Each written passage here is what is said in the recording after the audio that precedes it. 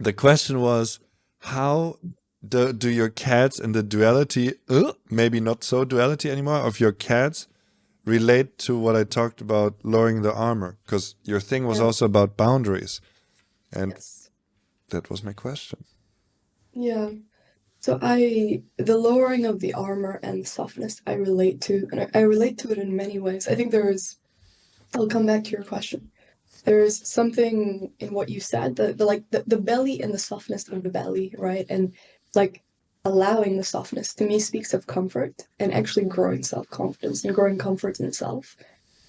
And just getting to this place of like, okay, like this is how reality is showing up right now, and reality includes my body in the ways that I am, right? And like that's fine. I can be stressed and like upset about it and tensing and fighting against it, or I can just say, this is what it is, and let's see where that goes. And I think there's a physical softness that happens that also reflects this internal softness. And I think I just relate on so many levels to that happening. And I also think it's worth acknowledging that like the thing about becoming softer is it, it's also this increased sensitivity and increased vulnerability. And vulnerability is a state. Like there's a reason we've had such hype cycles about vulnerability for the last few years, because it's really scary to be vulnerable. And so there's also this growing capacity for feeling a lot more, for me, like exposed to the elements of life and of the world, right? Because when you relax and you're not tensing your body or your belly, it's kind of much easier for something to pierce it, right? And so there's also just holding that knowing and like holding, for me, a growing capacity to kind of actually just be okay with the piercing and the consequences of it, right? Like I have slightly more tools in my medical toolkit or first aid kit here, and if some piercing does happen, I can clean it and plaster it, and maybe I couldn't do that before. So I wanted to say that, or that felt like it wanted to be said, and then how the cat's tied to that metaphor and boundaries. Boundaries is an interesting word that I struggle with. So even when I was writing, I was like, oh, I wish I had something else here, but I don't. It kind of does the job. I see, so we have two cats, or really my family has two cats, and I see them every few months or once or twice a year, and I love them both. And Humbush is the epitome of softness. I think he's just met, like even talking about him, I can literally feel my body physically responding with love. Like I can feel my chest, I can feel like, and it's incredible. And I think he's extreme softness. You'll I'll come to say hello to him, and he'll kind of roll over on his back and be like, "Go ahead and kill me if you want to," like go for it, kill me with love, And so I'll rub his belly and I'll play with him, and he he does, I want to say, personify, I guess, animalify that softness and that relaxation and that openness to others. And it really kind of has been incredible to see so clearly the ways that people respond to that, because I think people to people dynamics, there's a lot more complexity and subtlety. People to animal, I really feel in some ways we still have a lot of the same elements of person to person dynamics, but they're just simplified. It's kind of like adult to child dynamics. They're pretty simplified. A lot of the layers and the hiding drops away. And like most adults aren't scared of approaching a cat or hugging a cat or holding a cat, but a lot of adults will have a lot of walls in the way of wanting to express that kind of affection towards another adult. And so it's been, yeah, I'm not sure why my mind has been so captivated by it, but it's very clear that it has been for like a few years now. Every time I see it, I'm like, oh, look at what this level of softness generates in others, um, and then yeah, also look at some of the downsides of it as well. I guess is what I was feeling into with Hornbush. Just like, what's that? Does he really always enjoy the attention and the affection? If he was human, would he be a little bit better at saying like, "Hey, if you touch me one more time, I will scratch you. I don't want to have to go there because I'm a very nice, chill cat, but you're gonna make me go there." And so that's all I have in my mind. I think anything else, I'll be stretching to try and make a connection. So I'll just leave it there. Yeah. I was also mostly thinking of the toolkit, kind of Mm, the well, talk to stranger, have that small talk. Don't mm. think you're not gonna marry them, They're just gonna have a little, and when it's like, and you can say, okay, have a nice day, sir or madam, and this is possible, that it's not It is, dangerous, that it's not all or nothing. yeah, it is possible. And also, it's okay that if at some stage it feels like it's all or nothing and it feels dangerous and it feels important, at least if I like reflect back on some of the ways that I've changed and opened up. But like at some points, it did feel like all or nothing, and my body fully responded as if it was all or nothing. Like I would blush and have hot flushes, like thank you God I'm black, so nobody could see that I was like freaking out and turning red, But it was happening. I could hear my heartbeat pulsating in my ears, right? Just at the prospect of, like we've talked about this, saying "How are you" to the cashier while we're having that interaction. And so also just having this knowing and this trust that regardless of what it feels like right now, if some element, some part of you desires for these just kind of easy, fluid, organic interactions with other people, it does happen. And the body's responses do change in the same way that we grow muscle and our body adapts to stretching and to physical strain. Our body also can kind of, at least my body definitely has, and I trust everybody else's, will relax around some of these all or nothing reactions and some of what for me was a lot of fear and a lot of intensity. And it just begins to like, it just melts away. It's very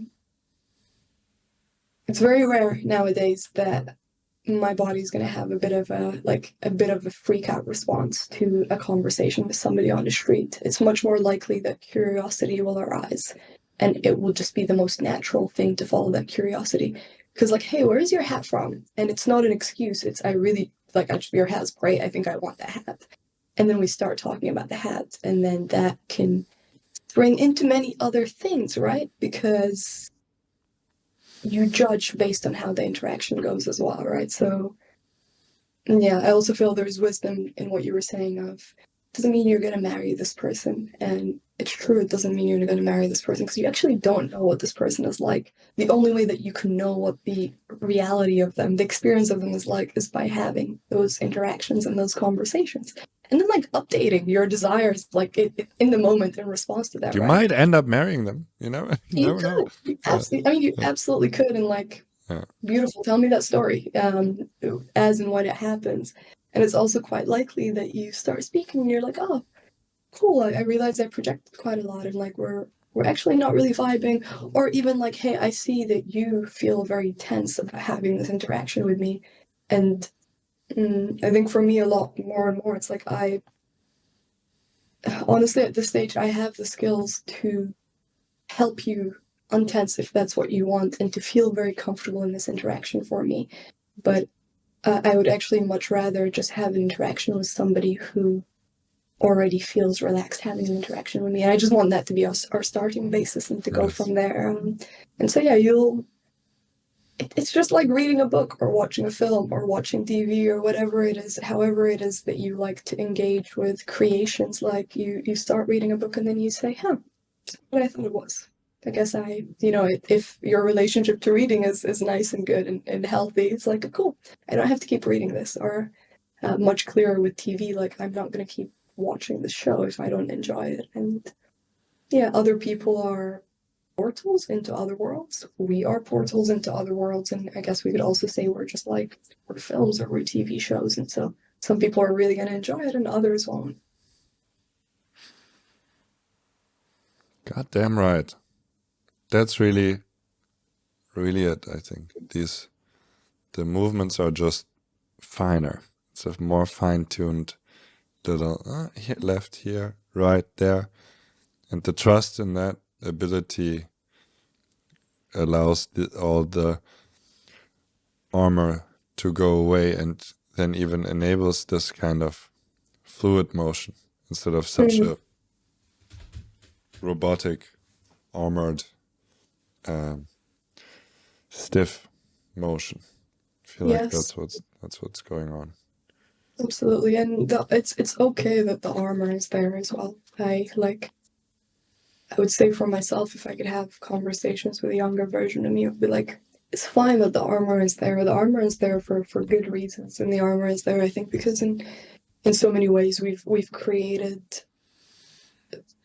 a mostly like socially unsafe world. And there's a bit of there's a bit of growing up and leveling up and skilling up to be at a place where it you're capable of navigating the lack of safety in the world and capable of taking care of yourself in it. And so there's actually like when the armor begins to drop, I think it does so from a pretty wise place. Like something in you is wise, something in you knows, and that's why it's keeping the armor there. And you can, for me, it definitely became a case of having a like gentle and reasonable relationship with the guards, with the silversmith that constructs the armor and then like kind of puts it in place of, hey, I can show you, I can give you evidence that it's okay to begin dropping bits of this armor.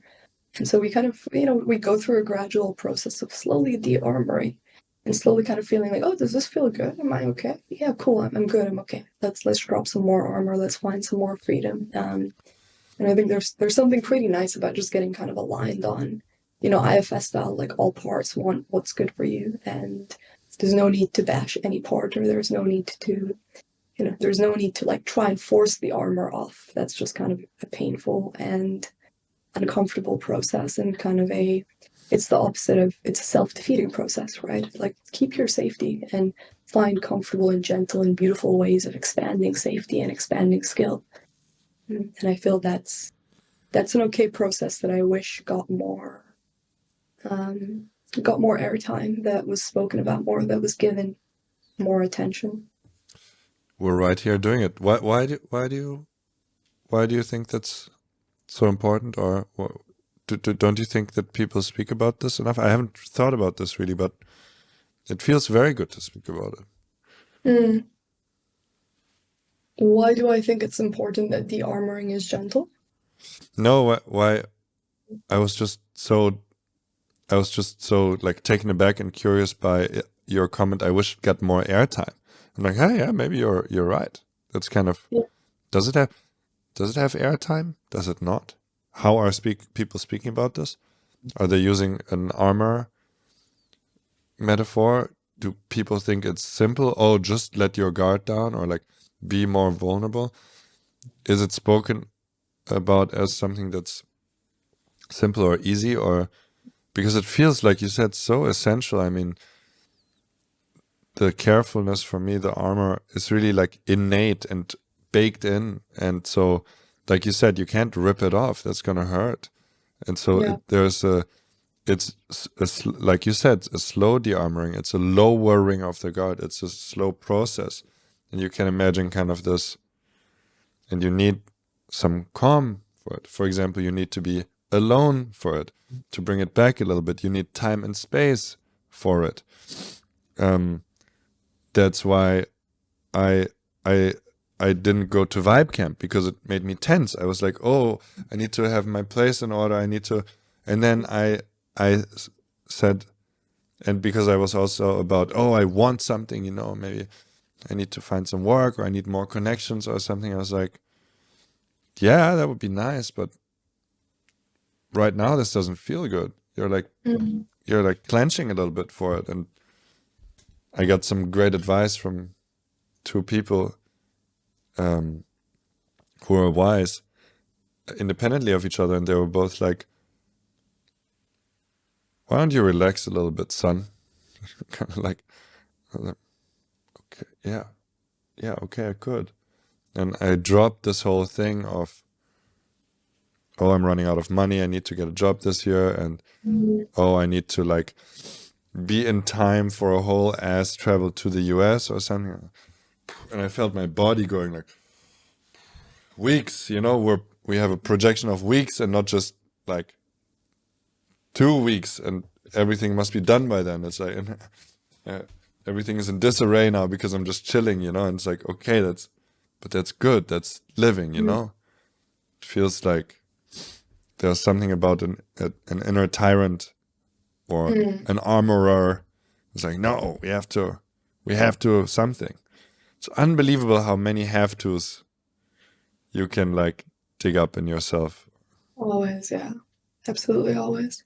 To me, you're uniquely good at being spacious and gentle with yourself.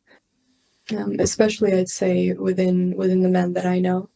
And so when I hear you say that, people that you respect who are people that you consider to be wise tell you to relax and you're open to that and you relax, to me that speaks of a skill that I don't see that often because and maybe I'm just projecting all the ways that I am onto the world and all the ways that I've been onto the world. I don't think people are particularly good at relaxing. Like the average person I know just isn't good at relaxing and is not good at being gentle and is not good at creating space and isn't good at noticing that going to vibe camp is making them tighten up and stress out. And from what I see, like the ways that I would have very often responded to that and the ways that I think a lot of my friends respond to that is like, okay, I'm just it's stressing me out, but I'm bigger than this. I'm stronger than this. I Right. can go to vibe camp, and I feel like people really like we kind of egg each other on when it comes to that. Like friends would like, hell yeah, good on you. You were stressed out and you overcame it, and you went and you had fun. And I think more and more I'm like, no, like, well done for not like stressing yourself out to have fun. Like Yeah, you can like what have the fun hell? now by not Yeah, stressing yourself out. yeah, yeah, exactly. Just back Well down done from it for and not like delaying it. seek the fun in thine own garden, I really Absolutely. it's all about. And seek the gentleness and seek the relaxation and seek the softness and an allowance and allowness. I yeah, I feel like that for me definitely doesn't get that much airtime and I connect de-armoring and you said de-armoring or is it people are saying be more vulnerable or be more open or be whatever it is the Now, kind of be it now. do it right now. The umbrella that they all sit underneath for me is something like is something like growth or development or yeah, like personal development, right? And I think what I don't see get enough airtime under that umbrella is gentleness and is nourishment and is softness and is spaciousness. And I feel yeah, I just feel there's a way that all of these things are done and talked about, whether it's becoming more vulnerable or whether it's, let's say, becoming more confident or becoming socially more open. However, we want to talk about ways that a human being can change themselves to, let's say, have a higher quality of life. There's a there's there's a warrior likeness to the way that it's talked about. There's a kind of discipline, a yangness Mm. that I think like dominates the modalities, the methodologies, the advice, the approaches. It all just seems pretty willful, willpower fueled, kind of like strength based. And I think that's what when I say I wish I had more airtime, I something in me more and more sees the need for gentleness and softness as an approach. And I think for me, that comes from a place of like, obviously I'm just talking about myself, right? So for the majority of my time in my life, I have come at growth and development and confidence and vulnerability with it, like, I will do this and I will like break myself if I have to, but I'm going to do this and it's going to use strength and it's going to be uncomfortable and I'm going to be scared, but whatever, I'm courageous. I can push through it all. And really more and more now, okay, one, I think I was that way, not because I was just like um in a silo of craziness or I'm like an individual case of self-disciplined madness. Like all of the people that I respected, the books that I was reading, the things that I was listening to, the people that I wanted to be like, encouraged that, right? And these were the ways that they told me that I should move in the world and how I can grow and how I can de-armor myself is like rip the armor off was pretty much the advice for the majority of my life. And now I'm like, I just, that's one way, but it's not the way and it's not the only way. And I feel this growing need in myself to, one, embody a different way of just like allowing growth to happen, because I think our nature is growth and change. Like that is one of the most cliched sayings. So we're always responding to the world around us, to our environment. We have these desires. We want more connection with other people. And so if we just like allow ourselves to sit in that desire and we go about the world doing things, we're naturally going to adapt and change in ways that allow more of that desire to like manifest. We're just going to be more open. We're just going to start feeling softer, because that's just kind of, it's how growing up goes. It's how growing goes. And yeah, more and more I feel this need to be like, hey, I think growth and de-armoring and increases in vulnerability and expression and aliveness and everything good can be super gentle, and it can be soft, and it can like follow the pace and rhythm of nature. It does not have to be top down forceful. It does not have to be warriored through. It does not have to be disciplined. And I always touch in with, I think for me, I always keep touching back into this, I don't know what to call it, like this thought exercise, we can say, where I feel into how I would be supporting a child of mine going through these processes. And it is so very clear to me that there is, under no circumstance would I tell my kid, like, rip off the armor, or under no circumstance would I be like, you have to be vulnerable. I can see that your body's freaking out and you're scared shitless, but listen, kiddo, you gotta overcome that. Otherwise, you're not leaving this room. You know, it would kind of be like, oh, your system is reacting. Here's a hug. Let's step away. Let's notice what's going on. Let's create space and time for this to like investigate this, to allow this to naturally unfold. And so I've definitely been feeling this and kind of thinking about it, and like doing a bunch of my own writing about it a lot, and having a lot of conversations about it, but just feeling a need for definitely a more yin approach to a lot of the topics that I think you and I would talk about, and that I think a lot of our friends are interested in. And this is also like big shout out to Diego, who runs the Warriors journey and who's the founder of Zinnia, because I really spent a lot of the Warriors journey. Every morning we would have these shares and be like, you know, who wants the pebble? And I'd be like, me. Or like, who wants the coconut? And I'm like, give me that tiny coconut. I have things to say. And I think I spent at least 21 days out of the entire time there just being like, what if this was softer? What if you didn't have to overcome your fear of fire today? What if you could allow yourself to feel that fear and just not walk on the fire? And we like massive hats off to him, because I think I really just spent the whole time being like, yeah, I'm game, and I will do these things. I will do all of these fear-based exercises insofar as everything in me is in alignment, and I'm not coercing myself and I'm not forcing myself. And it comes from a place of some part of me, like, I'll jump off the cliff, I'll do the waterfall jump, but I guarantee you I'm going to stand here for 45 minutes until I feel some sense of excitement and aliveness and joy at the idea of jumping, and not just fear that I have to push myself over. And I really, yeah, I was feeling a lot of respect for his patience and openness and allowance, because I feel he had a theme and an approach and a way of doing things. And I think I spent the entire time just being like, have you considered that there could be a different way? And I would just like to talk about the different way. He was super chill with it, and he was very open to it. And I think yeah, there was a lot of adaptiveness. So there's also another reason why the theme and the topic is very alive in me. I think it was very alive before, and then I was put into the perfect container, which is like the most yang way that you can do growth and development, the warrior's journey. Like just the yangest of yang, the most masculine, right? And in that container I could really see all the ways where like that approach served a time and a place in my life, but it does not anymore. And now that it doesn't, I'm like, hey, I actually, this is pretty cool. I wish I'd known about this earlier. I wish I'd had more of a chance to like luxuriate in my growth and in the ways that my being changes. Like in So a bath, luxuriate, like bathe the armor off. absolutely, bathe the armor off. Yeah, moisturize the armor off. Like get a massage everywhere where like skin is exposed enough because the armor isn't there, and like slowly allowing that space to expand. Thank you Luxuriate. for listening and letting me articulate, verbalize this, kind of go on this little rant, because it feels strangely important to me, and I feel like the more I talk about it, the more I write about it, the more I get to express it, the kind of clearer parts of it become, and it seems to be driving a part of me right now. That's awesome. So great. I just thought one thing the entire time, that from that point where you kind of said yang and like approach, attack the thing, it's like Yeah. the motion is to step back.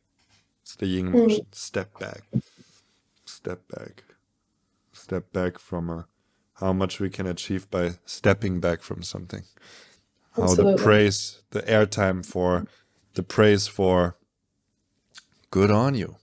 You Mm, step back from a thing. You did not, good on you for not doing a thing. Oh my God, that's so nice. Good on you mm, for not stressing yourself out. Good on you absolutely. for deciding that this is not the hill to overcome or even to die on. Just step back, play another game, live another day. There's another day, there's another dollar to There is. everywhere. There is not even the hill to climb.